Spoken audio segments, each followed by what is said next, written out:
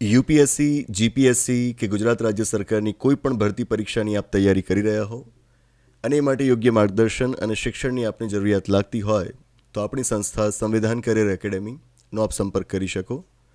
Contact number છે 8469743567. ગાંધીનગર તેમજ અમદાવાદ બંને જગ્યાએ આપણા કેન્દ્રો આવેલા છે.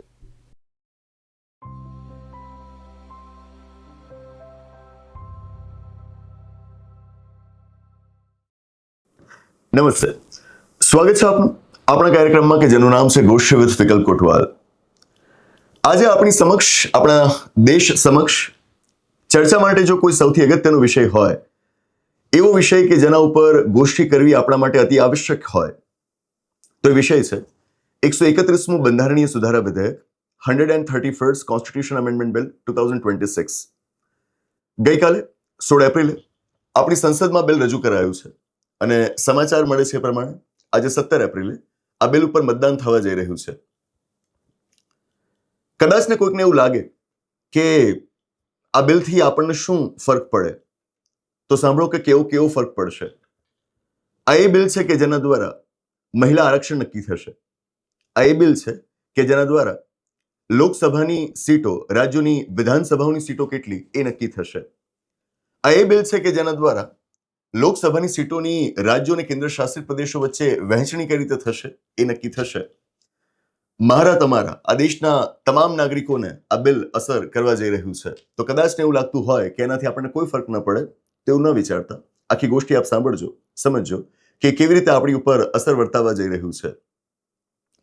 અઠવાડિયે એકથી એની ચર્ચાઓ ચાલી રહી છે અને આ એક અઠવાડિયાની અંદર જ્યાં જ્યાં કોઈકની સાથે મારા મુદ્દે ચર્ચા કરવાની થઈ, મને એવું લાગ્યું કે આની અંદર જે બંધારણીય બાબતો રહેલી છે, કાયદાની તકનીકી વિગતો રહેલી છે, એને લઈને ઘણા લોકો આને સમજવામાં અસમર્થતા અનુભવી રહ્યા છે અને એટલે જ એ અસમર્થતાને ધ્યાને લઈને મને જરૂરી લાગ્યું કે આપણે આ વિષય ઉપર એક માંડીને ચર્ચા કરીએ, સારી એવી ગોષ્ઠી કરીએ. સ્પેશિયલી કે જ્યારે વિપક્ષ આ બિલના ચોક્કસ મુદ્દાઓનો વિરોધ કરી રહ્યો છે. તમે જોયું હશે કે તમિલનાડુના ચીફ મિનિસ્ટરે તો આ બિલની કોપી જાહેરમાં બાળી. તો એટલા માટે એ રાજનૈતિક દ્રષ્ટિએ પણ સંવેદનશીલ મુદ્દો બની જાય છે, આખા દેશને અસર કરે છે.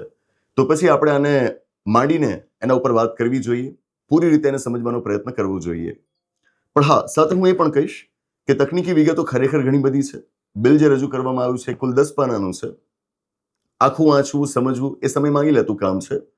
એટલે સીધી જ તકનીકી વિગતો તમારી સમક્ષ રજૂ કરવા જાઓ તો તમે કદાચ એપિસોડ અહીંયા જ બંધ કરી દેશો. તો એ જે તકનીકી વિગતો છે એને બિલકુલ સરળ શબ્દોમાં ઢાળીને આખી વાત હું તમારી સામે મૂકવાનો પ્રયત્ન કરીશ. વાત સીધી નહીં સમજાય એટલે થોડીક પૃષ્ઠભૂમિ આપણે બાંધવી પડશે, બેકગ્રાઉન્ડ બાંધી લઈએ, પછી આ બિલની ચર્ચાઓ કરીએ. આપણા દેશમાં કાયદા બે સ્તર પર ઘડાય છે, કેન્દ્રીય સ્તર પર અને રાજ્ય સ્તર પર. કેન્દ્રીય સ્તર પર કાયદા ઘડવા માટે સંસદ છે, રાજ્ય સ્તર પર કાયદા ઘડવા માટે દરેક રાજ્યને પોતાનું રાજ્ય વિધાનમંડળ છે. સંસદની અંદર બે ગૃહો હોય, રાજ્યસભા, લોકસભા. રાજ્યસભા ઉપલું ગૃહ છે, લોકસભા નીચલું ગૃહ છે. રાજ્યોની અંદર પણ બે ગૃહો હોઈ શકે, પણ મોટાભાગના રાજ્યોની અંદર એક જ ગૃહ હોય છે, નીચલું ગૃહ વિધાનસભા. ઉપલું ગૃહ હોય વિધાન પરિષદ, પણ મોટાભાગના રાજ્યોની અંદર વિધાન પરિષદ નથી હોતી. ગુજરાત રાજ્યમાં જ વિધાન પરિષદ નથી. હવે સંસદમાં લોકસભામાં બેઠકો કેટલી? તો હાલ આપણે કુલ 543 બેઠકો ભરીએ છીએ. થોડાક સમય પહેલા સુધી 545 બેઠકો ભરવાની વ્યવસ્થા હતી, પણ લોકસભામાં બે એંગ્લો ઇન્ડિયન્સને નોમિનેટ કરવા માટેની જે વ્યવસ્થા હતી એને આપણે 104માં બંધારણીય સુધારા દ્વારા બંધ કરી છે. એટલે હવે આપણે 543 જ બેઠકો ભરી શકીએ છીએ. શરૂઆતમાં તો 500 બેઠકો જ ભરવા માટેની વ્યવસ્થા હતી, કાળક્રમે આપણે એને વધારતા ગયા છીએ. હાલ 543 બેઠકો છે. આ 543 લોકસભાના સભ્યો એ રાજ્યો અને કેન્દ્ર શાસિત પ્રદેશોમાંથી ચૂંટાઈને આવે સીધી ચૂંટણી દ્વારા. દેશભરની અંદર 543 મત વિસ્તારો દોરવામાં આવે. દરેક મત વિસ્તારમાં મારા તમારા જેવા સામાન્ય નાગરિકો જઈને મતદાન કરે અને લોકસભા માટે 543 સભ્યો ચૂંટીને આપે. 543 માંથી 530 સભ્યો રાજ્યોમાંથી ચૂંટાઈને આવે અને બાકીના 13 સભ્યો એ કેન્દ્ર શાસિત પ્રદેશોમાંથી ચૂંટાઈને આવે. હવે સવાલ થાય કે આ જે રાજ્યો અને કેન્દ્ર શાસિત પ્રદેશો વચ્ચે લોકસભાની સીટોની ફાળવણી થયેલી છે એ કેવી રીતે થાય? તો બંધારણમાં પહેલેથી માટેની જોગવાઈ કરવામાં આવી છે કે તમારે વસ્તીના ધોરણે રાજ્યો વચ્ચે બેઠકોની ફાળવણી કરવાની રહેશે. હવે હું રાજ્યો બોલીશ, આપે કેન્દ્ર શાસિત પ્રદેશ એમાં જોડી દેવાનું. દરેક વખતે રાજ્યો અને કેન્દ્ર શાસિત પ્રદેશ એવું અલગ અલગ બોલવું, એના કરતાં રાજ્યો બોલવું એટલે તમારે એમાં કેન્દ્ર શાસિત પ્રદેશો પણ સમાવિષ્ટ છે એવું સમજી લેવાનું. તો પહેલેથી આપણે વ્યવસ્થા એવી રાખેલી હતી કે લોકસભાની સીટોની રાજ્યો વચ્ચે ફાળવણી કઈ રીતે થશે તો એ વસ્તીના ધોરણે થશે. રાજ્યસભાની સીટોની ફાળવણી કેવી રીતે થશે રાજ્યો વચ્ચે તો એ બંધારણમાં આપેલું જ છે પહેલેથી. એ આપેલું છે પરિશિષ્ટ 4 ની અંદર. પણ લોકસભાની સીટોની ફાળવણી માટેની વાત થોડીક અલગ છે. કહ્યું છે કે તમારે વસ્તી ગણતરી, વસ્તીના આધાર ઉપર તમારે બેઠકો ફાળવવાની રહેશે. અને સાથે એમ પણ કહ્યું છે કે દરેક નવી વસ્તી ગણતરી સાથે તમારે રાજ્યો વચ્ચે લોકસભાની સીટોની ફાળવણીને બદલતા રહેવાનું રહેશે. મતલબ એનો એ થયો કે તમે દર 10-10 વર્ષે વસ્તી ગણતરી કરાવડાવો છો. હા, તો વસ્તી ગણતરી કરાવડાવો, વસ્તીના નવા આંકડા આવે એ પ્રમાણે રાજ્ય અને લોકસભામાં કેટલી સીટો મળેલી છે એનો આંકડો પણ બદલાય. જો એની વસ્તી વધી હોય તો એની લોકસભામાં સીટો વધે, અને જો એની વસ્તી ઘટી હોય તો એ પ્રમાણે એની લોકસભામાં સીટો પણ ઘટે. હવે થયું એવું કે આઝાદી બાદ લોકસભાની પહેલી ચૂંટણી આપણે 1952ના વર્ષમાં કરાવડાવી, અને એ માટે જે તે વખતે રાજ્યો વચ્ચે લોકસભાની સીટોની આપણે ફાળવણી કરી હતી. અહીં આગળ એક શબ્દ વાપરી દઉં કે લોકસભાની સીટોની આ રીતે રાજ્યો વચ્ચે ફાળવણી થાય અને પછી એ પ્રમાણે રાજ્યોની અંદર મત વિસ્તારો દોરાય. આ આખી પ્રક્રિયાને કહેવાય ડિલિમિટેશન.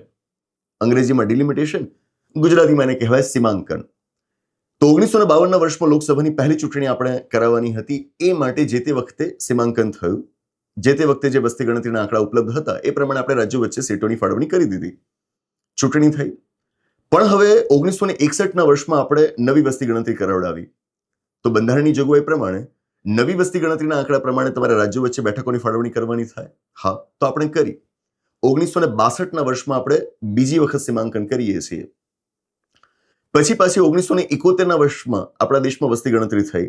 નવા આંકડા આવે તો એ નવા આંકડા પ્રમાણે તમારે રાજ્યો વચ્ચે સીટોની ફાળવણી કરવાની થાય. હા, તો એ આપણે કરી. 1972ના વર્ષમાં પાછું આપણે સીમાંકન કર્યું. પણ જ્યારે આ થઈ રહ્યું હતું ને પાછલા 20 વર્ષોમાં, 20-22 વર્ષોની અંદર, ત્યારે આપણે નોંધીએ છીએ કે અમુક રાજ્યો એવા છે કે જેમની વસ્તી વધતી ને વધતી જ જાય છે. વસ્તી વધતી ને વધતી જાય છે, એના કારણે લોકસભામાં એમની સીટો વધતી જાય છે. અને અમુક રાજ્યો એવા છે કે જેમણે પોતાના વસ્તી વધારાને નિયંત્રિત કરી દીધો છે. વસ્તી વધારાને નિયંત્રિત કરી દીધો છે એનું એમણે દુષ્પરિણામ ભોગવવાનું આવે છે કે લોકસભામાં એમની સીટો ઘટતી જાય છે. આપણા દેશમાં વસ્તી વધારો એ પહેલેથી એક જલદ સમસ્યા રહી છે, એક બહુ મોટો પ્રશ્ન રહ્યો છે. અને વસ્તી વધારો કેમ, આપણે એને વસ્તી વિસ્ફોટ હવે કહેવા માંડ્યા છીએ. તો દેશ આઝાદ થયો ત્યારથી નહેરુજીની સરકાર વખતથી જ વસ્તી વધારાને નિયંત્રણમાં લેવા માટેના પ્રયત્નો સરકાર તરફથી શરૂ થઈ ગયા હતા. પરંતુ અમુક રાજ્યો એવા કે જે કેન્દ્ર સરકારના પ્રયત્નોમાં સાથ જ ના આપે, અને અમુક રાજ્યોએ બહુ સાથ આપ્યો અને પોતાના વસ્તી વધારાને નિયંત્રિત કરી દીધો. તો બિચારા જે રાજ્યોએ પોતાની વસ્તીને નિયંત્રિત કરી દીધી, વસ્તી વધારાને નિયંત્રિત કરી દીધો, એમની લોકસભાની સીટો ઘટવા માંડી. અને જેમણે વસ્તી વધારાને નિયંત્રિત ન કર્યો, પોતાની વસ્તીને બેફામ વધવા દીધી, એમની લોકસભામાં સીટો વધવા માંડી. આ તો ઓકવર્ડ કહેવાય ને. જે લોકો સારું કામ કરે છે એમની સીટો ઘટે છે, અને જે કામ નથી કરતા એમની સીટો વધે છે. કયા રાજ્યો? તો દક્ષિણ ભારતના રાજ્યો છે કે જ્યાં આગળ શિક્ષણ ખૂબ પ્રસર્યું, જાગૃતિ ખૂબ આવી, અને વેલફેર સ્ટેટ તરીકે ત્યાંની સરકારોએ જે સેવાઓ પૂરી પાડવાની હોય સેવાઓ પણ એમણે ખૂબ સારી રીતે પૂરી પાડી. આના કારણે એમને ત્યાં વસ્તી વધારો ખૂબ ઝડપથી નિયંત્રિત થઈ જાય છે. ઉત્તર ભારતના રાજ્યોમાં નથી થતું. જો આમ નામ ચાલતું રહે ને તો એક તો સમય એવો આવે કે જ્યારે લોકસભાની અંદર ફક્ત ઉત્તર ભારતના જ રાજ્યોના પ્રતિનિધિઓ રહી જાય. દક્ષિણ ભારતના રાજ્યોના પ્રતિનિધિઓ કાં તો હોય જ નહીં, અને હોય તો બહુ ઓછા હોય. આમ કેમ ચલાવી લેવાય? એટલા માટે 1976ના વર્ષમાં ઇન્દિરા ગાંધીજીની સરકાર કટોકટી લાગુ હતી. ભારતના બંધારણમાં 42મો સુધારો કરવામાં આવ્યો. 42મા સુધારા દ્વારા બંધારણમાં જોગવાઈ દાખલ કરવામાં આવી કે 1971ની વસ્તી ગણતરીના આંકડા આધારિત આપણે જે સીમાંકન કરેલું છે એ 2000ના વર્ષ સુધી એમનું એમ રાખવાનું રહેશે. મતલબ એનો સીધો એ થાય કે ભલે હવે પછીથી 1976 પછીથી તમે નવી વસ્તી ગણતરી કરાવડાવો, પણ એના નવા આંકડાઓના આધારે રાજ્યોને તમે જે સીટો આપી છે એમાં કોઈ બદલાવ નહીં લાવવાનો. આ 2000 સુધી મોકૂફ કરી દેવાયું. 2000ના વર્ષમાં આપણે પહોંચીએ છીએ, જોઈએ છીએ ઉત્તર ભારતના રાજ્યોની વસ્તી હજુ કૂદકે ને ભૂસકે વધી રહી છે. એ પોતાના વસ્તી વધારાને નિયંત્રિત નથી કરી રહ્યા. અને દક્ષિણ ભારતના રાજ્યો they are showing best performance, બહુ સારું પ્રદર્શન કરી રહ્યા છે, એમની વસ્તી હજુ નિયંત્રિત છે. હવે જો આ સ્થિતિમાં પાછા તમે વસ્તી ગણતરીના નવા આંકડાઓના આધારે રાજ્યો વચ્ચે બેઠકો ફાળવવા જાઓ તો બિચારા દક્ષિણ ભારતના રાજ્યો ફેંકાઈ જાય. એટલા માટે અટલ બિહારી વાજપેયીજીની સરકારે નક્કી કર્યું કે જે સીમાંકનને આપણે રોકી દીધું છે એના ઉપર થોડીક વધારે રોક લગાવી દઈએ, થોડીક વધારે રાહ જોઈ લઈએ. અને એટલા જ માટે આપણા બંધારણમાં કર્યા છે 84મો સુધારો. 84માં સુધારા દ્વારા બંધારણમાં જોગવાઈ કરવામાં આવી કે 1971ની વસ્તી ગણતરીના આધારે આપણે જે સીમાંકન કરેલું છે એ એવું ને એવું રાખવાનું રહેશે 2026 સુધી, આ વર્ષ સુધી. બરાબર. એટલે કે આમ તમે કુલ જોશો ને તો કુલ 50 વર્ષ થયા. 50 વર્ષ માટે આપણે સીમાંકનને રોકી દીધું હતું. 1976માં રોક્યું, તે છેક 2026 સુધી, 50 વર્ષ સુધી આપણે રોકી રાખ્યું. મતલબ એનો એ થાય કે 2026 પછી જે નવી વસ્તી ગણતરી થાય કે જે સ્વાભાવિક છે કે 2031માં થવાની હોય, તો 2026 પછી જે વસ્તી ગણતરી થાય એના જે આંકડા આવે એના પ્રમાણે હવે તમારે રાજ્યો વચ્ચે સીટોની ફાળવણી કરવાની. એની પહેલા આ બધું નહીં બદલવાનું. જેનો મતલબ એ થાય ગુજરાત રાજ્યને જે લોકસભામાં 26 સીટો મળેલી છે એ આજકાલથી નથી મળેલી, લેટેસ્ટ સેન્સસ ફિગર્સ પ્રમાણે નથી મળેલી. આ જે તે વખતે 1971ની વસ્તી ગણતરીના આંકડા આધારિત જે સીમાંકન થયેલું હતું ને ત્યારે આપણને આટલી સીટો મળેલી હતી. એ વખતે આપણી વસ્તી ખૂબ ઓછી હતી, પછી વસ્તી ખૂબ વધી, પણ આપણી લોકસભાની સીટો નથી વધી. એનું કારણ કે આ સીમાંકનને ફ્રીઝ કરી દેવામાં આવ્યું હતું. હા, સાથે એક વાત આપણે એ પણ નોંધવી જોઈએ કે પછીથી બંધારણમાં વધુ એક સુધારો થયો હતો. 84માં સુધારા બાદ 87મો સુધારો. અને 87માં સુધારા દ્વારા જોગવાઈ કરવામાં આવી હતી કે રાજ્યોને લોકસભાની અંદર જેટલી સીટો ફાળવવામાં આવી છે એ એટલી ને એટલી જ રાખવાની, એટલી ને એટલી જ રાખવાની. પરંતુ એ સીટોના આધારે રાજ્યોની અંદર જે મતવિસ્તારો દોરવાના થાય છે અને સાથે લોકસભાની અંદર અનુસૂચિત જાતિઓ અને જનજાતિઓ માટે આરક્ષણ રાખવામાં આવતું હોય છે. તો રાજ્યોની અંદર લોકસભાની સીટોના જે મતવિસ્તારો દોરવાના છે, અનુસૂચિત જાતિઓ અને જનજાતિઓને જે આરક્ષણ આપવાનું છે એના માટે તમારે 1971ની નહીં 2001ની વસ્તી ગણતરીના આંકડા ધ્યાને લેવાના રહેશે. રાજ્યોને લોકસભાની સીટો કેટલી ફાળવવામાં આવશે તો એ 1971ની વસ્તીના આધારે. પણ રાજ્યોની અંદર જે લોકસભાના મતવિસ્તારો દોરાશે, લોકસભાની સીટોની અંદર એસસીઝ અને એસટીઝને જે રિઝર્વેશન્સ આપવામાં આવશે એ શાના આધારે તો એ 2001ની વસ્તી ગણતરીના આંકડા આધારે. બરાબર છે. હવે બધું જ તમારે ક્યાં સુધી ચાલુ રાખવાનું હતું? 2026 સુધી.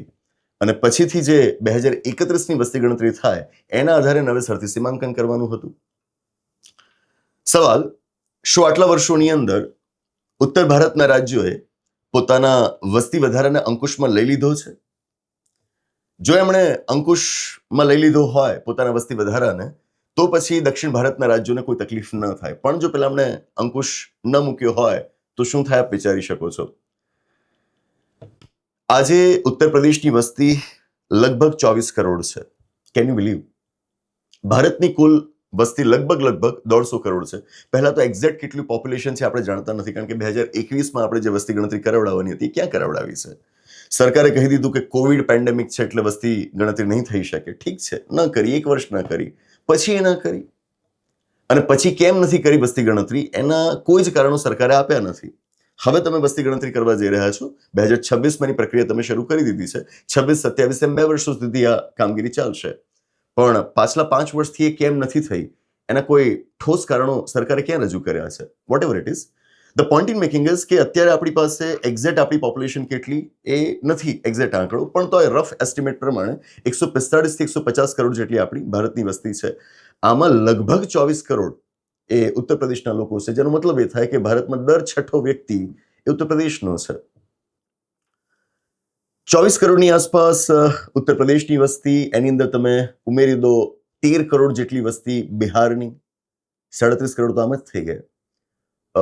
મધ્યપ્રદેશને ઉમેરી દઈએ, એની વસ્તી લગભગ 7 કરોડની આસપાસ છે. તો તમે જોશો ને તો 45 કરોડની આસપાસ તો 3 રાજ્યોની વસ્તી છે. 45 કરોડની આસપાસ તો ફક્ત 3 રાજ્યોની વસ્તી છે. ભારતમાં 28 રાજ્યો છે અને 28માંથી લગભગ ત્રીજા ભાગની વસ્તી, 28 રાજ્યોમાંથી ફક્ત 3 રાજ્યો એવા છે કે જેમાં દેશની ત્રીજા ભાગની વસ્તી વસે છે. બરાબર. તો આ શું છે? વસ્તીને આપણે ત્યાં સપ્રમાણ વહેંચણી નથી. બરાબર. આ સ્થિતિમાં દક્ષિણ ભારતના રાજ્યો મેં કહ્યું એમ શિક્ષણની બાબતમાં ખૂબ આગળ રહ્યા છે. ઇન્ડસ્ટ્રીયલાઇઝેશન પણ એમણે ખૂબ સારું કર્યું છે. અને જ્યાં જાગૃતિ આવે ને ત્યાં જ આ વસ્તી વધારો અંકુશમાં આવે. જ્યાં શિક્ષણ ન હોય, જાગૃતિનો અભાવ હોય, કુપ્રથાઓ, કુરિવાજોની અંદર લોકો રચાપચા રહેતા હોય, ત્યાં આગળ વસ્તી વધારાને અંકુશ કરવાની વાત ન આવે. બરાબર. દક્ષિણ ભારતના રાજ્યોએ કરી બતાવ્યું છે. તો હવે એમને નુકસાન કેમ જાય? એમનું એપ્રિહેન્શન પણ એમની રીતે સાચું છે ને. અગાઉ પણ આ વિષય ઉપર આપણે જ્યારે ગોષ્ઠી કરેલી છે ત્યારે એમના કન્સર્ન્સ આપણે મૂકેલા છે. ઇવન એ લોકો તો ત્યાં સુધી રજૂઆત કરે છે કે અમે ભારતમાં ટેક્સીસ પે કરવામાં જે કોન્ટ્રીબ્યુશન આપીએ છીએ, કરવેરાની ચૂકવણી કરવામાં જે અમારું યોગદાન છે, એને તો થોડુંક ધ્યાન પર લો.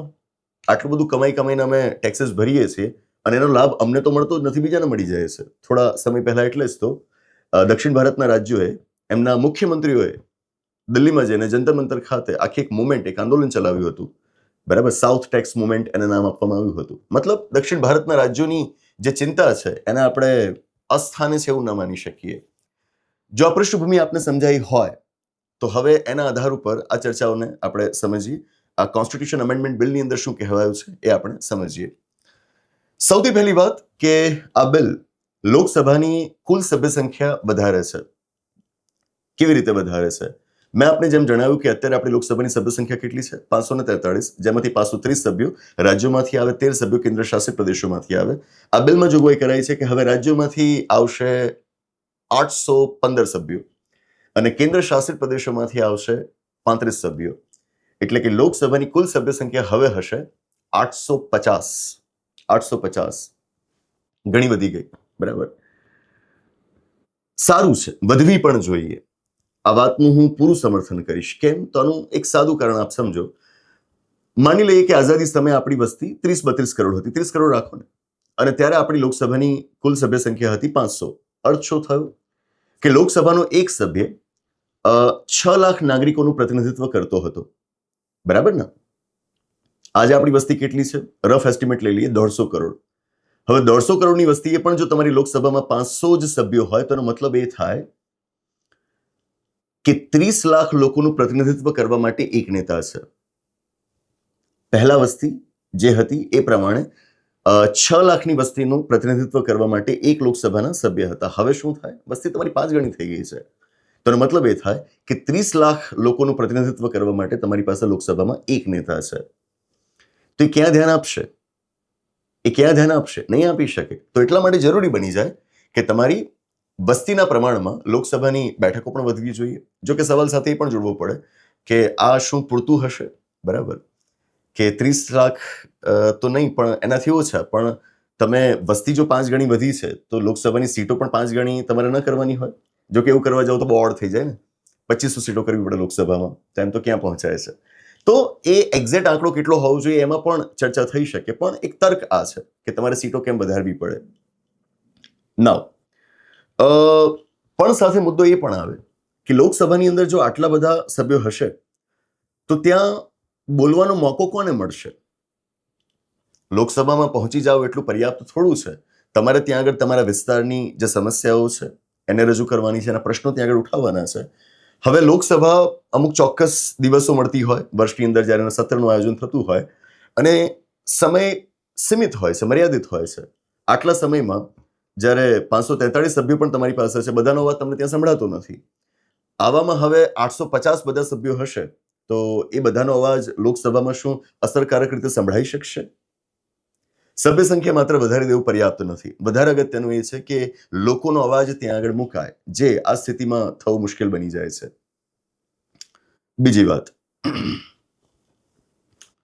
જેમ આપણે વાત કરી કે રાજ્યોનું જે એપ્રિહેન્શન છે, સધર્ન સ્ટેટ્સના નું જે એપ્રિહેન્શન છે એના વિશે આપણે વાત કરી. હવે વાત એવી છે કે બંધારણ શું કહે છે? છેલ્લે જે વસ્તી ગણતરી થઈ છે એના આંકડાઓના આધારે તમારે રાજ્યો વચ્ચે બેઠકોની ફાળવણી કરવાની. પણ તમે તો 1971ની જે વસ્તી ગણતરી હતી એના આધારે આ બધું ફ્રીઝ કરી રાખ્યું હતું સીમાંકન. સૌથી અગત્યની વાત એ છે કે આ બિલ દ્વારા તમે બંધારણમાંથી પેલી જોગવાઈ કાઢવા જઈ રહ્યા છો. કઈ જોગવાઈ? કે જ્યાં બંધારણ કહે છે કે દરેક વસ્તી ગણતરી બાદ તમારે ફરીવાર સીમાંકન કરવાનું રહેશે. આ જોગવાઈ બંધારણમાંથી આપણે કાઢવા જઈ રહ્યા છીએ અને એની અંદર આપણે એ લખવા જઈ રહ્યા છીએ કે સંસદ કાયદા દ્વારા જે વસ્તી ગણતરીના આંકડા નક્કી કરે એ પ્રમાણે સીમાંકન થશે. પહેલા શું હતું?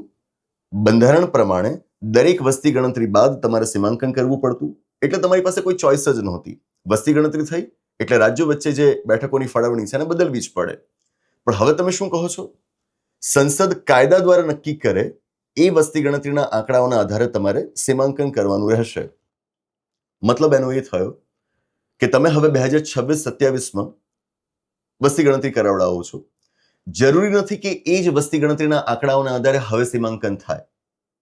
બને જેમ સંભળાય પણ છે કે આપણી સંસદ હવે કહે કે ભલે ને હમણાં આપણે વસ્તી ગણતરી કરાવડાવી છે, પણ આપણે તો 2011ની વસ્તી ગણતરીના આંકડાઓને ધ્યાન પર લેવા છે સીમાંકન માટે, તો એમ થશે. આ સામાન્ય બદલાવ નથી, આ બહુ મોટો બદલાવ છે. બંધારણનો જે મૂળ વિચાર છે એ તમે બદલવા જઈ રહ્યા છો. બંધારણે તમને બાંધ્યા હતા કે દર વસ્તી ગણતરી બાદ તમારે સીમાંકન કરવું જ પડશે. અહીં આગળ પૂરી શક્યતા છે કે વસ્તી ગણતરીઓ થતી રહે અને સંસદ સીમાંકન નવેસરથી કરાવે જ નહીં. તો મતલબ કે જે વાતને બદલવી એના માટે પહેલા બંધારણમાં સુધારો કરવો પડતો હતો, એ જ વાત હવે સંસદ એ સામાન્ય બહુમતીથી કાયદો પસાર કરીને કરી શકશે. આ બહુ ગંભીર બાબત કહેવાય, જેના ઉપર ચર્ચા થવી જરૂરી બની જાય છે. જો અત્યારે વસ્તીના આધાર ઉપર, ઇવન 2011ની વસ્તી ગણતરીના આંકડાના આધાર ઉપર આપણે સીમાંકન કરવા જઈએ છીએ, તે સ્પષ્ટ છે કે ઉત્તર ભારતના રાજ્યોનો શેર લોકસભામાં વધવાનો જ છે અને દક્ષિણ ભારતના રાજ્યોનો શેર ઘટવાનો છે. એ તો કારણ છે કે તમિલનાડુના ચીફ મિનિસ્ટર સ્ટાલિન એમણે આ બિલને બાળ્યું હતું. હવે કોઈક એવી આર્ગ્યુમેન્ટ કરશે કે નહીં, બધા રાજ્યોની સીટો લોકસભામાં વધશે, તો હા વધશે, એની કોઈ ના નથી પાડતું. પણ તમારે ખાલી સીટો વધે છે થોડું જોવાનું હોય. માનો કે કોઈકની પાસે પહેલા 10 સીટો હતી અને માનો કે કોઈકની પાસે પહેલા 15 સીટો હતી. હવે તમે બંનેને 2-2 સીટો વધારી આપી, તો જેની પાસે 10 સીટો હતી એની પાસે હવે 12 સીટો થઈ અને જેની પાસે 15 સીટો હતી એની પાસે હવે 17 સીટો થઈ. હા, બંનેની 2-2 સીટો વધી. આમ લાગે કે બંનેને સમાન તક મળી, પણ વાસ્તવમાં થયું શું? વાસ્તવમાં થયું એ કે જે 10 સીટો વાળી વ્યક્તિ હતી એને 2 નવી સીટો મળી, તો એની સીટોમાં 20% વધારો થયો કહેવાય. બરાબર ને? પણ જેની પાસે પહેલા 15 સીટો હતી એની સીટો વધીને હવે 17 થઈ, તો શું એને 20% વધારો મળ્યો કહેવાય? ના. જો 20% વધારો આપવો હોત તો તમારે એને 3 સીટો નવી આપવી પડત, 18 સીટો ટોટલ થાત એની. પણ તમે કરી કેટલી? 17. તો ફક્ત સીટો વધે એ નહીં, પ્રમાણમાં પ્રતિનિધિત્વ કેટલું વધ્યું એ જોવાનું હોય. અને આ રીતે જોઈએ તો ભલે ને ઉત્તર ભારતના રાજ્યોની સાથે દક્ષિણ ભારતના રાજ્યોની પણ સીટો વધે, પણ વાસ્તવિકતા એ છે કે લોકસભાની અંદર પ્રપોર્શનેટલી જોતા, પ્રમાણની દ્રષ્ટિએ જોતા એમનું પ્રતિનિધિત્વ ઘટે છે. અને આ પ્રશ્ન ફક્ત દક્ષિણ ભારતના રાજ્યોનો નથી, આ પ્રશ્ન ઉત્તર પૂર્વીય રાજ્યોનો પણ છે. આ વાતને આપણે સમજવી પડશે. અગત્યની વાત, પહેલા જે 1971, 2001, 2026 આ વર્ષોનો ઉલ્લેખ સીમાંકન માટે બંધારણમાં કરાયેલો હતો એ બધો જ હવે કાઢી નાખ્યો છે. કારણ કે એ રાખવાનો કોઈ મતલબ પણ નથી ને. કારણ કે અહીંયા તો સરકારે શું કહ્યું છે કે સીમાંકનનું બધું જ સંસદે નક્કી કરવાનું છે. તો પછી જૂની વસ્તી ગણતરીના એ જે વર્ષો હતા એના આંકડાઓ તમે અહીં આગળ લખી રાખો, એની શું જરૂર? અગત્યની વાત એ છે કે ડિલિમિટેશન કમિશન બનાવાય, સીમાંકન પંચ, કે જેના દ્વારા સીમાંકનની કામગીરી કરવામાં આવતી હોય. આ સીમાંકન પંચ પહેલા સંસદના કાયદા દ્વારા બનાવવામાં આવતું. એનો બંધારણમાં કોઈ ઉલ્લેખ નહોતો, એ કોઈ બંધારણીય સંસ્થા નહોતી. હવે આ સુધારાના બિલ દ્વારા આપણે સીમાંકન પંચને બંધારણીય દરજ્જો આપવા જઈ રહ્યા છીએ. તમે જોયું હશે કે ડિલિમિટેશન કમિશન માટેનું એક અલગ બિલ પણ રજૂ કરવામાં આવ્યું છે. એ બિલ એક સામાન્ય કાયદો બનશે, પણ એની પહેલા ડિલિમિટેશન કમિશનને હવે આપણે બંધારણમાં પણ સ્થાન આપવા જઈ રહ્યા છીએ. પણ સાથે એક વિચિત્ર લાગે એવી વાત એ પણ આપણે નોંધવી પડે કે ડિલિમિટેશન કમિશનને આપણે બંધારણીય દરજ્જો આપવા જઈ રહ્યા છીએ, પણ ડિલિમિટેશન કમિશન એટલે શું એની કોઈ વ્યાખ્યા આપણે બંધારણમાં નથી કરતા. આ પણ થોડુંક અજુગતું લાગે ને.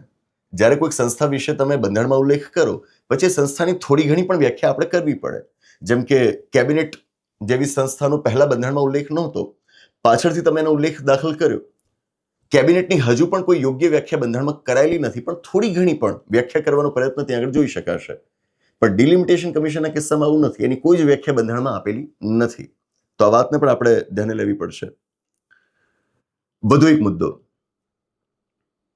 આ બિલથી સમસ્યા ફક્ત દક્ષિણ ભારતના રાજ્યો અને ઉત્તર પૂર્વીય રાજ્યોને જ ઊભી થાય છે એવું નથી.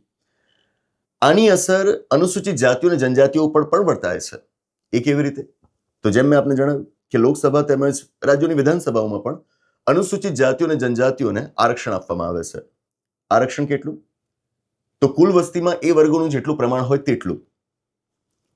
બંધારણે ટકાવારી નક્કી નથી કરી. બંધારણે શું કહ્યું છે કે વસ્તીની અંદર આ વર્ગોનું જેટલું પ્રમાણ હોય એટલા પ્રમાણમાં તમારે એમને આરક્ષણ આપવાનું રહે. હવે તમે શું કહ્યું છે કે સંસદ કાયદા દ્વારા વસ્તી ગણતરીના જે આંકડાઓને સ્વીકારે એ પ્રમાણે સીમાંકન કરવાનું. મતલબ એ સંપૂર્ણપણે હવે સંસદ ઉપર આધાર રાખશે કે એસસીઝ અને એસટીઝને એમની કઈ વસ્તીના આધારે લોકસભા અને વિધાનસભામાં આરક્ષણ મળશે. ઓરિજિનલ વ્યવસ્થા શું હતી બંધારણની? કે દરેક નવી વસ્તી ગણતરીના આંકડા તમારી પાસે આવે એની સાથે તમારે અનુસૂચિત જાતિઓ અને જનજાતિઓની જે અનામતની ટકાવારી છે એને બદલવી પડે. અને એટલે તમે જાણતા પણ હશો કે આપણા દેશમાં જ્યારે જ્યારે સેન્સસ વસ્તી ગણતરી થઈ છે, કાસ્ટ સેન્સસની વાતો બહુ ચાલે છે, જાતિ જનગણના. તો આમ આપણે કહેતા રહીએ છીએ કે આપણા દેશમાં જાતિ જનગણના થતી જ નથી. આઝાદી પહેલા થઈ હતી, પછી થતી જ નથી. હું આપને કહીશ આ બાબતે કે જાતિ જનગણના આપણે ત્યાં સાવ જ નથી થઈ એવું પણ નથી. થઈ છે અને પૂરી રીતે જાતિ જનગણના કહેવાય પણ નહીં. પણ વાત એટલી છે કે આપણા દેશમાં જ્યારથી આપણે વસ્તી ગણતરી કરવાનું શરૂ કર્યું છે ત્યારથી આપણે અનુસૂચિત જાતિઓની વસ્તી કેટલી, અનુસૂચિત જનજાતિઓની વસ્તી કેટલી એના આંકડા તો લેતા જ આવ્યા છીએ. ઓબીસીના કોઈ આંકડા નથી લીધા, પણ અનુસૂચિત જાતિઓ અને જનજાતિઓના આંકડા આપણે લેતા આવ્યા છે. કારણ કે લેવા જ પડે. કારણ કે એમની વસ્તી જેટલી હશે એના પ્રમાણમાં તમારે એમને આરક્ષણ આપવાનું છે. હવે બંધારણ પ્રમાણે તમારે દર 10 વર્ષે આ બદલવાનું હતું. એસસી અને એસટીના આરક્ષણની ટકાવારી તમારે દર 10 વર્ષે બદલવાની હતી. હવે નહીં થાય. હવે સંસદ કાયદા દ્વારા નક્કી કરશે એ મુજબના વસ્તીના આંકડાઓને ધ્યાન પર લેવામાં આવશે. હું જોઈ રહ્યો છું કે અત્યારે નેશનલ મીડિયા અને થોડી ઘણી રિજનલ મીડિયામાં જે આ બિલ વિશે ચર્ચા થઈ રહી છે એમાં એસસી એસટીના રિઝર્વેશનના આ મુદ્દા ઉપર ખાસ કોઈ ચર્ચા નથી થઈ રહી. એને આપણે ધ્યાને લેવાની જરૂર છે. બીજી એક વાત, બંધારણમાં હાલ રાષ્ટ્રપતિની ચૂંટણીમાં જે મતદાર મંડળ બનાવવામાં આવ્યું છે અને ત્યાં પણ મતદાતાઓના મતોની ગણતરી થતી હોય છે. એના માટે 1971ની વસ્તી ગણતરીના આંકડાના આધાર બનાવવામાં આવેલું છે. હવે સુધારા દ્વારા તમે એ પણ કાઢવા જઈ રહ્યા છો. મતલબ કે લોકસભાની કુલ સીટો કેટલી હશે, એ સીટોની રાજ્યો વચ્ચે ફાળવણી કેવી રીતે થશે, એસસી એસટીના રિઝર્વેશન્સ, આ બધાને તો આ બિલની અસર પડશે. સાથે રાષ્ટ્રપતિની ચૂંટણીને પણ એની અસર પડવા જઈ રહી છે. બરાબર. અગત્યની વાત કે આ બિલ લોકસભાની સીટો વધારે છે. પણ ભાઈ તમારી સંસદમાં તો 2 ગૃહો છે. લોકસભા તો નીચલું ગૃહ છે, ઉપલું ગૃહ છે રાજ્યસભા. રાજ્યસભાની સીટોનું શું? એની સીટો તો તમે નથી વધારતા. હાલ લોકસભાની કુલ સીટો 543 છે અને રાજ્યસભાની કુલ સીટો 245 છે. એટલે કે લોકસભાની સીટો રાજ્યસભાની સીટો કરતા 2 ગણા કરતા પણ વધારે છે. 2 ગણી કરતા પણ વધારે છે. ઓલરેડી વધારે છે લોકસભાની સીટો અને હજુ એ વધશે. પણ રાજ્યસભાની સીટો વધારવાની તો કોઈ વાત તમે અહીં આગળ કરી જ નથી. હવે જો રાજ્યસભાની સીટો તમે 245 જ રાખો છો અને લોકસભાની સીટો 850 કરી નાખો છો તો આ તો 3 ગણાથી પણ વધારે થયું. રાજ્યસભા લોકસભાની સાપેક્ષે વધુ નબળી પડશે. પડશે કે નહીં? લોકસભા એક વિશાળ ગૃહ બનશે, રાજ્યસભાની સામે બહુ નાનું ગૃહ દેખાશે.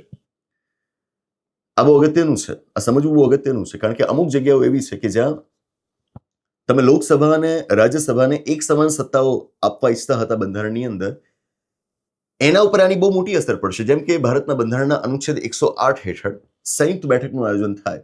ચોક્કસ બિલ પસાર કરાવવાના સંદર્ભમાં ભારતના રાષ્ટ્રપતિ લોકસભા અને રાજ્યસભા બંનેના સભ્યોને ભેગા બેસાડે અને સંયુક્ત બેઠક કહેવાય અને એમાં નિર્ણય લેવાય. હવે નિર્ણય તો બહુમતીથી લેવાય. લોકસભાના ત્યાં 850 સભ્યો બેસશે અને તમારી રાજ્યસભાના માત્ર 245 સભ્યો બેસશે. રાજ્યસભાના સભ્યોનું શું આવે? કાંઈ ના આવે. તો આ સ્થિતિમાં જ્યારે તમે લોકસભાની સભ્ય સંખ્યા આટલી બધી વધારી દો છો, રાજ્યસભાના સભ્યોની સંખ્યા વધાર્યા વગર, તો આ આપણી સંસદની જે મૂળ રચના છે, એનો જે મૂળ ઢાંચો છે, એને બહુ ખરાબ રીતે અસર કરે છે. આ વાત ઉપર પણ આપણે ચર્ચા કરવી જોઈએ. બીજી એક વાત, ભારતના બંધારણમાં આપણે 91મો સુધારો કર્યો હતો પક્ષ પલટા સંદર્ભે. પહેલા 52મો સુધારો કર્યો, તો પછી 91મો સુધારો કર્યો. અને 91મા સુધારા દ્વારા આપણે જોગવાઈ કરી કે પ્રધાનમંત્રી અને તેમની મંત્રી પરિષદ એની સભ્ય સંખ્યા શું હશે. તો આપણે જોગવાઈ કરી કે લોકસભાની જે કુલ સભ્ય સંખ્યા હોય એના મહત્તમ 15%, એનાથી વધારે મંત્રીઓ ન હોઈ શકે, પ્રધાનમંત્રી સહિત. તો તમારી લોકસભાની હાલ સભ્ય સંખ્યા કેટલી છે? 543. 543 15% કેટલા થાય? રફલી લઈએ તો 81 કે 82. આનાથી વધારે મંત્રીઓ કેન્દ્રમાં ન હોઈ શકે. બરાબર, આ બંધારણીય મર્યાદા છે. આ મર્યાદા તો હજુ એ છે. આ બિલ દ્વારા તમે શું કરી રહ્યા છો? લોકસભાની સભ્ય સંખ્યા વધારી રહ્યા છો, 850 કરી રહ્યા છો. જેનો મતલબ હવે કેન્દ્રમાં મંત્રીઓ કેટલા હશે? તો મહત્તમ 850 ના 15%. 850 ના 15% કેટલા થાય? રફલી 122. તો તમારી પાસે કેન્દ્રમાં 122 મહત્તમ મંત્રીઓ હોઈ શકે. આટલા બધાની જરૂર છે ખરી? અત્યારે જે છે એટલાય ઘણી વખત વધારે પડતા લાગે છે. તો આ 122 બધા મંત્રીઓની તમારે શું જરૂર પડશે? બરાબર, આ પણ થઈ શકે. આટલા બધા મંત્રીઓ લોકો રાખી જ દેશે એવું હું નથી કહેતો, પણ રાખી તો શકે ને. એ શક્યતાને આપણે કેમ ન કરીએ? આ જ વાત રાજ્યોને પણ લાગુ પડે છે. રાજ્યોમાં પણ સેમ આ અસર વર્તાવાની છે. આપણે એક અગત્યનો મુદ્દો છે. અને જે મુદ્દા ઉપર સૌથી વધારે અત્યારે ચર્ચાઓ ચાલી રહી છે એ છે મહિલા આરક્ષણ. બરાબર, હવાને થોડુંક વધારે ડિટેલમાં હું ચર્ચવા ઈચ્છીશ. લોકસભા અને વિધાનસભાઓમાં મહિલા આરક્ષણ માટેની કોઈ જોગવાઈ નહોતી. અનુસૂચિત જાતિઓ અને જનજાતિઓના આરક્ષણની જોગવાઈ હતી, પણ મહિલાઓના આરક્ષણની કોઈ જોગવાઈ નહોતી. મજાની વાત એ છે કે 1992માં 73 અને 74માં બંધારણીય સુધારા દ્વારા આપણે સ્થાનિક સ્વરાજમાં, પંચાયત અને નગરપાલિકાઓમાં મહિલાઓ માટે આરક્ષણની વ્યવસ્થા કરી દીધી, લોકસભા અને વિધાનસભામાં ન કરી. અને એટલે ખાસા એવા સમયથી, એટલીસ્ટ 3-4 દાયકાઓથી મહિલા આરક્ષણની માંગ લોકસભા અને વિધાનસભામાં ઉઠતી રહી છે. આમ પણ તમે જુઓ ને, મહિલાઓનું પ્રતિનિધિત્વ ત્યાં આગળ કેટલું ઓછું છે. વિશ્વના અન્ય દેશોની સાપેક્ષે આપ જુઓ તો ભારતમાં સંસદ, રાજ્ય વિધાનમંડળોમાં મહિલાઓનું પ્રતિનિધિત્વ ખૂબ ઓછું છે.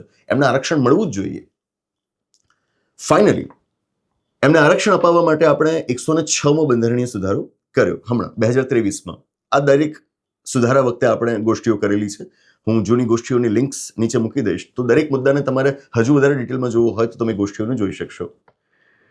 હવે 106મો બંધારણીય સુધારો આપણે કર્યો. સૌથી પહેલા તો મને એની એ વાત નહોતી ગમી કે એમાં લખ્યું કે તમે લોકસભા અને વિધાનસભામાં મહિલાઓને બેઠકો કેટલી આપશો આરક્ષિત? 1/3. 1/3 કેમ ભાઈ? વસ્તીમાં મહિલાઓની ભાગીદારી 50% હશે, તમને 50% સીટો આપો ને. 1/3 કેમ?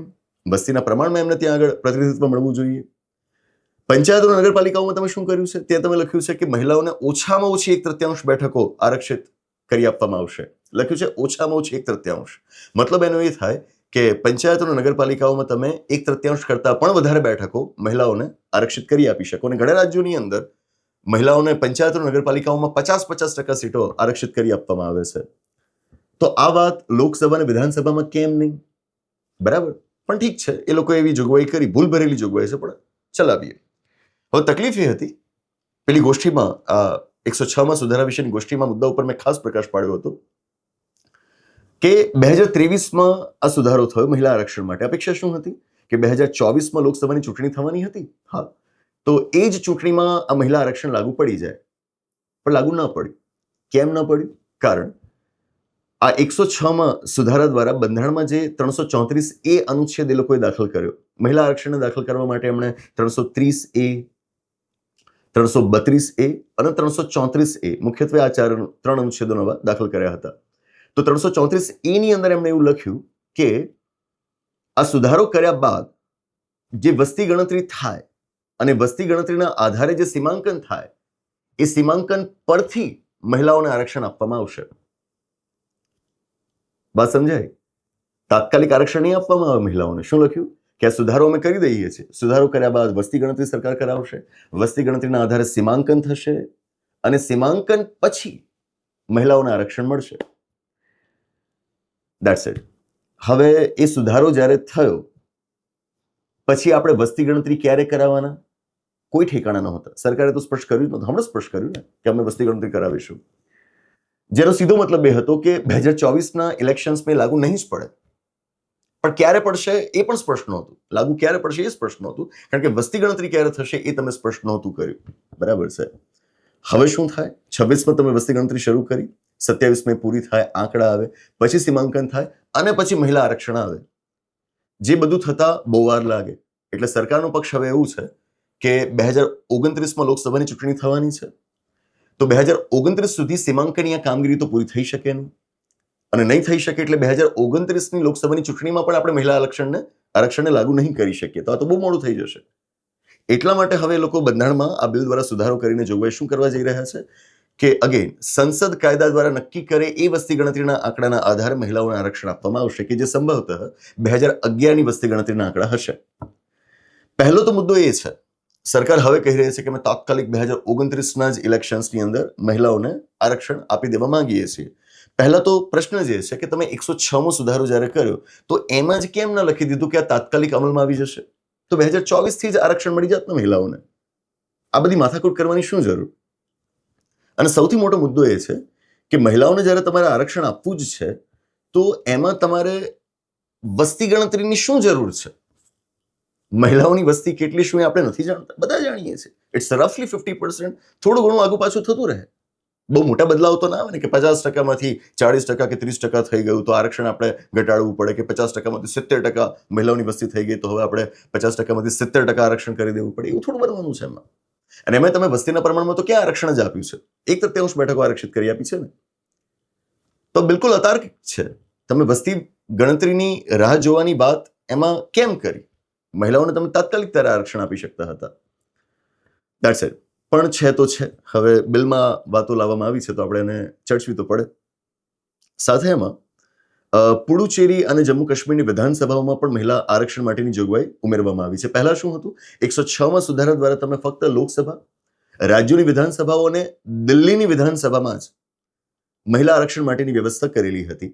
હવે તમે શું કર્યું છે? આની અંદર સાથે તમે પુડુચેરી અને જમ્મુ કાશ્મીરની વિધાનસભાઓની અંદર પણ મહિલા આરક્ષણ દાખલ કરવા માટેની જોગવાઈ કરી છે. સવાલ તમારો એ પણ છે કે 106મો સુધારો કરતી વખતે આ ધ્યાન પર તમારે નહોતું આવ્યું? ત્યારે પણ તમારી પાસે પુડુચેરીમાં તો વિધાનસભા હતી જ, જમ્મુ કાશ્મીરની અંદર પણ વિધાનસભા માટેની વ્યવસ્થા તમારી પાસે હતી. તો ત્યારે તમે આ બે કેન્દ્ર શાસિત પ્રદેશોની વિધાનસભાઓમાં મહિલા આરક્ષણ માટેની જોગવાઈ 106માં સુધારા દ્વારા જ કેમ ન ઉમેરી દીધી? બહુ ઓકવર્ડ લાગે છે.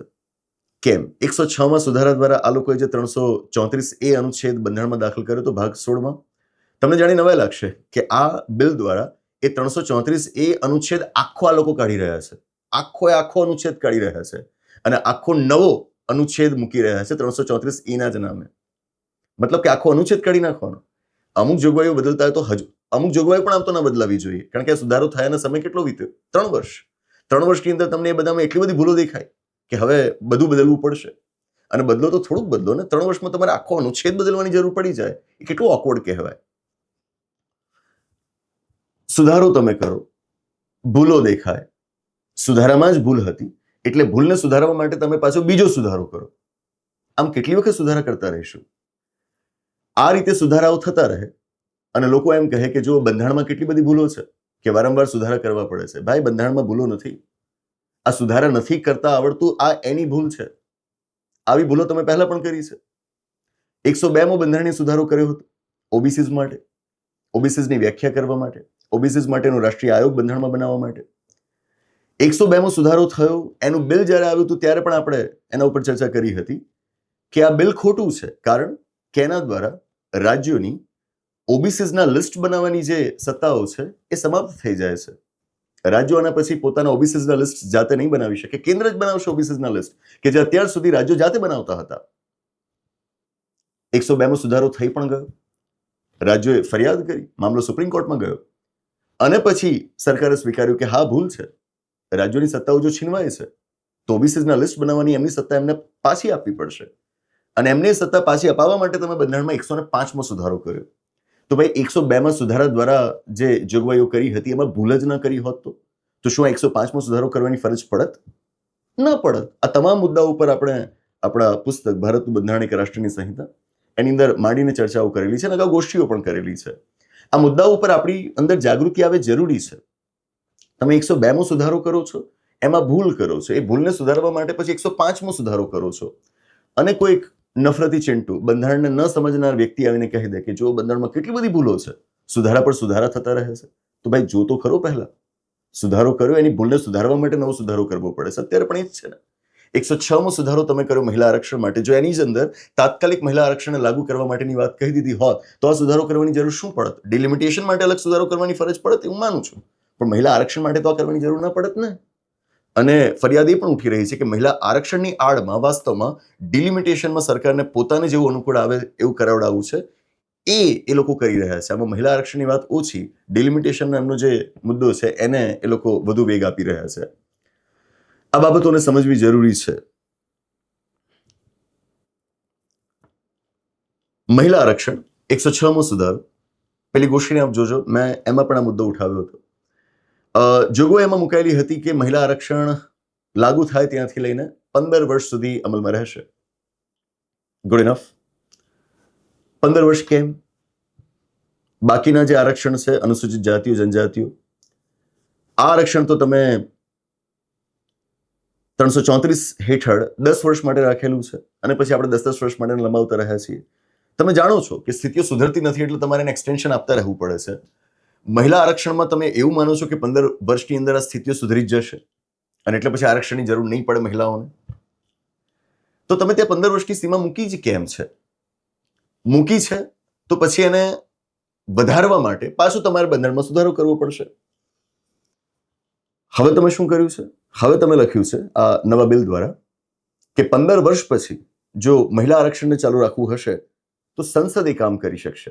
સંસદ સુધારા એટલે કે એને સુધારો બંધારણમાં કરવાની જરૂર નહીં પડે, પણ કાયદા દ્વારા સુધારો કરીને આ વ્યવસ્થા કરી શકશે. આને હું એક થોડીક સારી વાત માનીશ, કારણ કે પહેલા શું હતું કે મહિલા આરક્ષણને તમારે 15 વર્ષથી જો લંબાવવું હોય ને તો એના માટે ફરજિયાતપણે બંધારણમાં સુધારો કરવો પડત, જેવો એસસીઝ એસટીઝ માટે તમે કરી રહ્યા છો અને પહેલા એંગ્લો ઇન્ડિયન્સ માટે પણ કરતા. દર વખતે બંધારણમાં સુધારો કરવાનો થાય એટલે વિશેષ બહુમત તમારે જોઈએ કે જે પ્રાપ્ત કરવો અઘરો હોય.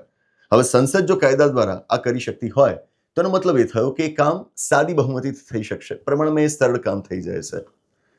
That thing. પણ તોય હું એ વાત તો મૂકીશ જ કે અહીં આગળ મહિલાઓ માટે પહેલા તો આરક્ષણ જ 1/3 બેઠકોથી વધારે હોવું જોઈતું હતું અને બીજું કે 15 વર્ષની જે સમયસીમા બાંધવામાં આવી છે, હું નથી માનતો કે એટલી અસરકારક સાબિત થાય. અત્યારની જે સ્થિતિ છે એને જોતા લાગતું નથી કે આવનાર 15 વર્ષની અંદર મહિલાઓની ભાગીદારી આપણી આ ધારાસભાઓમાં એટલી બધી વધી જશે કે મહિલા આરક્ષણને આપણે સદંતર નાબૂદ કરવાની સ્થિતિમાં પહોંચી જઈશું. આરક્ષણની જ્યારે પણ સમયસીમા બાંધવામાં આવી હોય તો બરાબર સમજજો, એ વાસ્તવમાં આરક્ષણની સમયસીમા હોતી જ નથી. એ વાસ્તવમાં સમયસીમા આપણને આપવામાં આવે છે કે આટલો સમય છે, એક થઈ જાઓ, ભેગા થઈ જાઓ, કે જેથી પછી આરક્ષણની જરૂર જ ન પડે. જાતિગત આરક્ષણમાં વિચાર આ જ છે. 10 વર્ષ પછી એને ખતમ કરવાનું છે એવું નથી. 10 વર્ષમાં આપણે બધાએ એવો સમરસ સમાજ બનાવી દેવાનો છે કે જ્યાં જાતિના કોઈ વાળા જ ન બચે અને એટલા માટે જાતિ આધારિત આરક્ષણની કોઈ જરૂર ન પડે. તો જે લોકોની રજૂઆત આ રીતે કરતા હોય છે ને કે આ તો આરક્ષણની 10 વર્ષની મર્યાદા છે, નહીં, આ તમારા સુધારવા માટેની સમય મર્યાદા છે. 10 વર્ષની અંદર સુધરી જઈએ આપણે કે જેથી જાતિ આધારિત આરક્ષણની કોઈ જોગવાઈની જરૂર જ ન પડે, પછી એને એક્સટેન્ડ કરવાની વાત જ ક્યાં આવશે? That's it. આશા રાખું ઘણી બધી વાતો હતી પણ ટૂંકમાં હું આપને સમજાવી શક્યો હોઈશ. આમ તો છેલ્લા 15 વર્ષથી જ્યારથી યુપીએસસી જીપીએસસીના આ ફિલ્ડમાં વિદ્યાર્થીઓને ભણાવું છું ત્યારથી અમારે યુપીએસસીના છોકરાઓને તો બધું માંડીને ભણાવવાનું જ હોય, જીપીએસસીના છોકરાઓને પણ ભણાવવાનું જ હોય. કલાકોના કલાકો આ વિષય પર અમે ચર્ચા કરતા હોઈએ છીએ.